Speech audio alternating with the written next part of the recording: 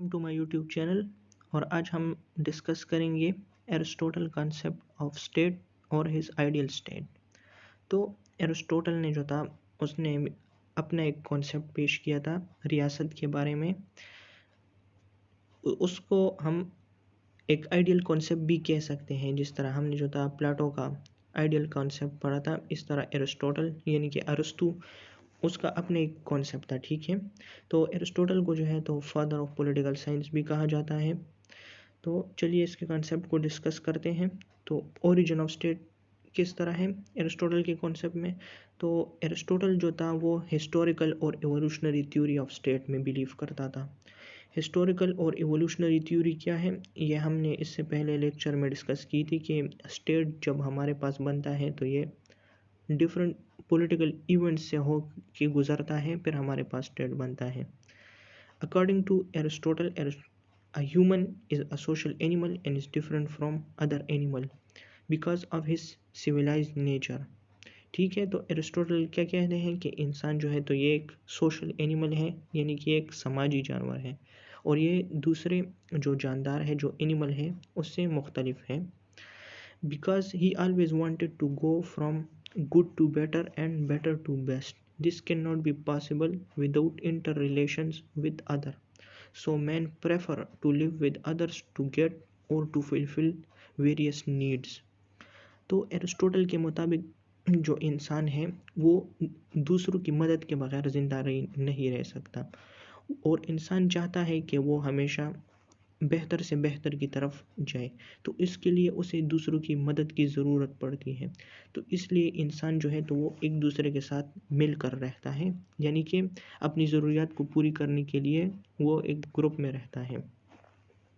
ठीक है, तो एरिस्टोटल क्या कहते हैं कि family was the first human institution और association in the history of human civilisation. यानी कि एरिस्टोटल कहता है कि हमारे पास जो फैमिली है तो ये एक एसोसिएशन यानी कि एक ताल्लुक़ की वजह से जो थी, यानी कि जो इंटर रिलेशन था उसकी वजह से जो थी ये वजूद में आई। ठीक है, फिर वो कहते हैं कि when family increased they expanded into tribes and villages. तो जब जिस तरह हमारे पास फैमिली बनी, फिर फैमिली के बाद फैमिली जब बढ़ गई तो हमारे पास मुख्तलिफ ट्राइब्स बने, और फिर विलेजेस, इस तरह वो विलेजेस में फैलते गए। फिर जो विलेजेस थी और जो ट्राइब थी, इन्होंने एक रियासत बनाई, एक स्टेट बनाई। ठीक है, तो ये एरिस्टोटल का कॉन्सेप्ट था ओरिजिन के बारे में। अब नेचर ऑफ स्टेट के, उसका स्टेट का जो था नेचर किस तरह था, बिहेवियर किस तरह था। तो Aristotle believes in organic theory, it means that state is like an individual. तो एरिस्टोटल जो था वो ऑर्गेनिक थ्योरी जो थी उस पर बिलीव करते थे। तो ऑर्गेनिक थ्योरी भी हमारे पास एक थ्योरी है। ठीक है, स्टेट के बारे में, रियासत के बारे में। द बॉडी, और ये किस तरह है कि the body of individual is made of organs like head, arms, legs. In the same way the state is a body and individual are its organ. तो ऑर्गेनिक थ्योरी क्या है? ऑर्गेनिक थ्योरी हमें ये कहती है कि जिस तरह एक जानदार है उसके मुख्तलिफ आज़ा हैं, इसी तरह स्टेट भी जो है तो ये एक जानदार की तरह है, और इसमें जो लोग हैं ये स्टेट के, रियासत के आज़ा हैं। Aristotle does not like the interference of state in the affairs of citizen. तो एरिस्टोटल को जो था रियासत की मुदाखलत पसंद नहीं थी, लोगों के जो अपने मामलात थे। ठीक है, और उसके स्टेट में जो था there is a supremacy of law in a state. तो एरिस्टोटल का जो कॉन्सेप्ट था उसमें लॉ जो था वो सबसे सुप्रीम था स्टेट में। Aristotle says state is not only an association of association but it is the highest natural association. Man is good and functioning of the state is to develop his good faculty into a habit of good action। तो Aristotle क्या कहते हैं कि state जो है ये एक सबसे बहुत बड़ी जो है ये एक एसोसिएशन है, एक ताल्लुक़ है। जिस तरह हमारे पास फैमिली जो है वो भी एक एसोसिएशन है, बिल्कुल इस तरह स्टेट भी एक एसोसिएशन है। ठीक है, और स्टेट का काम क्या है? स्टेट का काम है कि वो इंसान के जो है अच्छी आदत को डेवलप करे, उसके आदत को, उसके अच्छे कामों को डेवलप करें। Aristotle classification of government. तो एरिस्टोटल ने गवर्नमेंट को किस तरह क्लासिफाई किया? तो there are two principle on the base of which Aristotle classify the state. Number एक, the number of person who rule, कि कितने लोग हुकूमत करेंगे या कितने लोग हुकूमत कर रहे होंगे। और नंबर सेकंड, द ऑब्जेक्टिव और एंड्स ऑफ गवर्नमेंट, यानी कि स्टेट के मकासद। तो इसमें जो है तो हम ये नंबर फर्स्ट जो है तो ये इम्पोर्टेंट है, हम इसको डिस्कस करेंगे। द रूल ऑफ वन, यानी कि एक बंदे की हुकूमत। तो एक बंदे की हुकूमत में हमारे पास जो सबसे पहले आता है वो है मोनार्की। मोनार्की का मतलब है बादशाहत। तो एरिस्टोटल के मुताबिक when a state is ruled by a single person, he runs the state for the welfare and betterment of his subjects. For people, it is monarchy.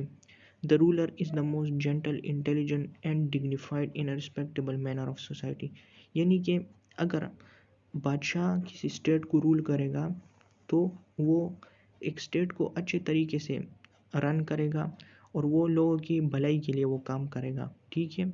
और उसे वो मोनार्की कहते हैं। और वो जो बादशाह होगा तो वो जेंटल होगा, ठीक है, वो लोगों के साथ अच्छा बिहेवियर रखेगा, वो एक इंटेलिजेंट होगा यानी काबिल होगा, ठीक है, और लोग उसकी इज्जत करेंगे।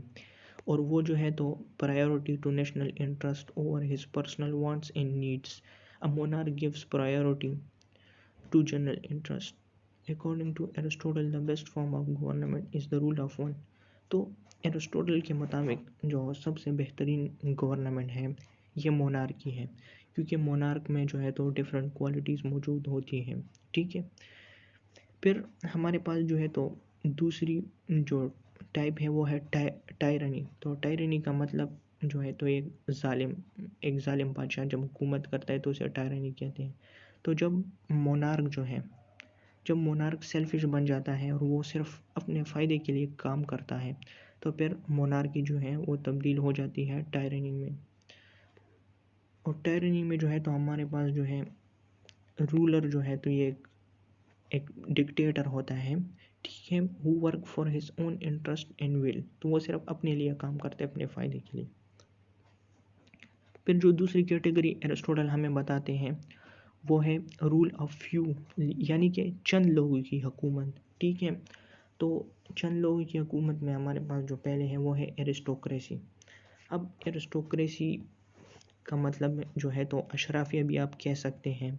इसमें जो है तो नवाब जो है तो वो भी शामिल होते हैं। तो in aristocracy the ruling class is a group of nobles and gentles, यानी कि जो इम्पोर्टेंट पीपल होते हैं, जो अमीर होते हैं सोसाइटी में, ठीक है, वो रन करते हैं। They run the state for the welfare of society. They work for the promotion of general interest and wider national interest.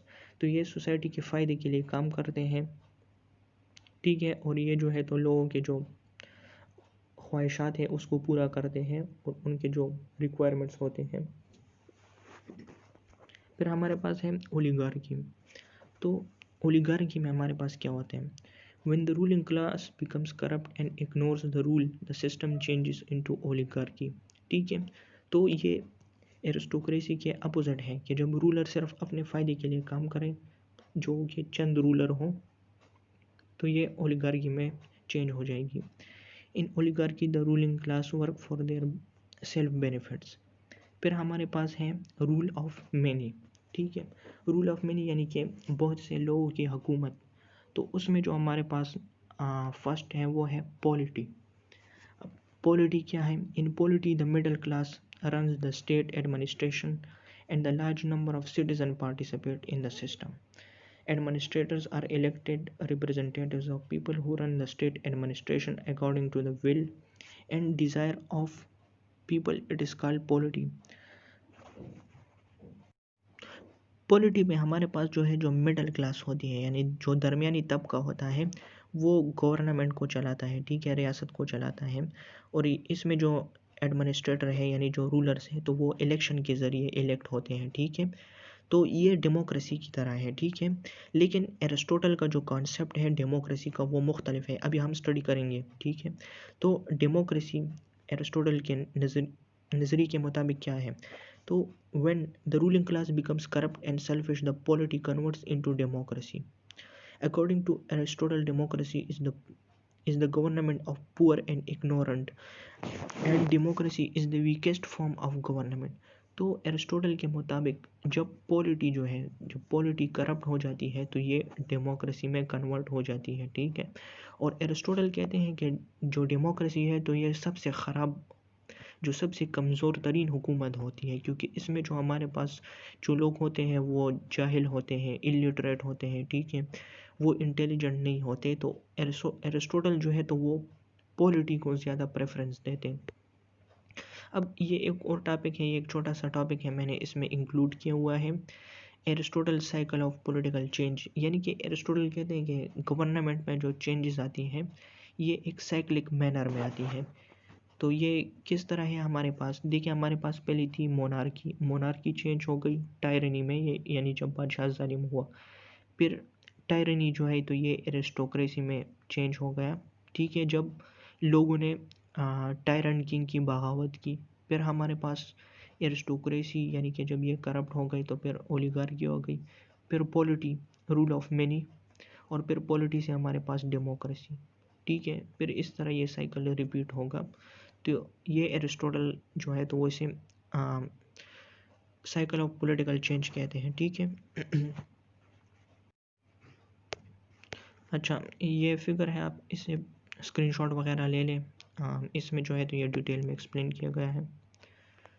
Criticism, आप थोड़ी सी इसमें क्रिटिसिज्म कर लें, क्योंकि अक्सर जो है तो क्वेश्चन आता है क्रिटिकल एनालिसिस का, तो मैंने कुछ पॉइंट्स वो किए। तो पहली जो क्रिटिसिज्म थी वो ये की गई कि दिस क्लासिफिकेशन जो है इज़ अनसाइंटिफिक एंड अनक्वान्टिटेटिव, यानी कि ये जो है तो ये साइंस ही नहीं है, इसमें जो है तो मुख्तलिफ जो है तो फ्लास हैं, ठीक है, ये जो है तो इमेजनरी है। जो दूसरी जो थी क्रिटिसिज्म थी, Aristotle classification does not cover all modern forms of government, यानी कि जो मॉडर्न एरा है तो इसमें जो गवर्नमेंट्स है तो ये इसको कवर नहीं करती, क्योंकि इसका जो कॉन्सेप्ट है ये काफ़ी ओल्ड है। फिर जो है तो डेमोक्रेसी, तो हम तो डेमोक्रेसी को काफ़ी अच्छा समझते हैं, लेकिन एरिस्टोटल का जो कॉन्सेप्ट था तो वो डिफरेंट था, इसलिए कि वो डेमोक्रेसी को वर्स्ट फॉर्म ऑफ गवर्नमेंट कहते थे, ठीक है। फिर जो है तो Aristotle cycle of change does not fit in the development of modern state, तो उसका जो साइकिल था ऑफ पॉलिटिकल चेंज तो ये भी जो है तो मॉडर्न हमारे पास जो पॉलिटिकल इवेंट्स होते हैं तो वो उसे अप्रूव नहीं करते हैं। मतलब इसी तरह तो नहीं होता कि ज़रूरी तो नहीं है कि हर चीज़ हमारे पास जो है तो एक साइकिल में हो, ठीक है। फिर जो है तो एरिस्टोटल ने जो मिक्स फॉर्म ऑफ गवर्नमेंट थी उसको एक्सप्लेन नहीं किया। मिसाल के लिए हमारे पास जो अमेरिका है, यूएसए, उसमें हमारे पास जो है फेडरल सिस्टम भी है और प्रेसिडेंशियल भी, यानी कि वहाँ पर प्रेसिडेंट भी इलेक्ट होता है और फेडरेशन भी है, फेडरल यूनिट्स, जो डिफरेंट स्टेट हैं वहाँ पे इलेक्शन भी होते हैं। लेकिन इसके बावजूद इसकी जो इम्पोर्टेंट है हम उससे इनकार नहीं कर सकते, क्योंकि ये हमारे पास काफ़ी इम्पोर्टेंट है और स्टूडेंट्स जो है पॉलिटिकल साइंस के वो इसको पढ़ते हैं। Thanks for watching the video, please like my channel and subscribe.